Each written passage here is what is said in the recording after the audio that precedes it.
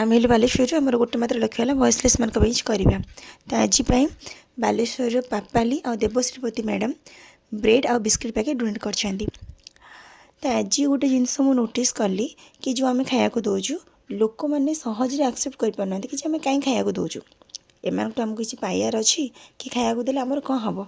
M तो तांकर पूर्व जन्मर खराब कम कि पाप कम कि कुकुर जन्म पाई तो सी खातु न खाया पातु शोषे रुहतु जमी भी रुहतु सी सेमती जन्म होती सेमती मरवे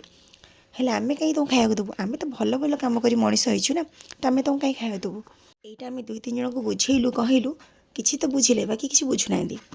हाँ हो पारे आम घर जहाँ भी पचा सड़ा कि बड़का खाद्य जहाँ भी रहा आम तो डस्टबिन में फिंगी देव पचे खाया देवुनि कहीं आम खराब कर्मर फल पाँच हेल्ले मनीष होकि जदि आम भी किसी करूनी ताले आंको पूजा कहीं करूँ कहीं सब भगवान पाखे गोटे गोटे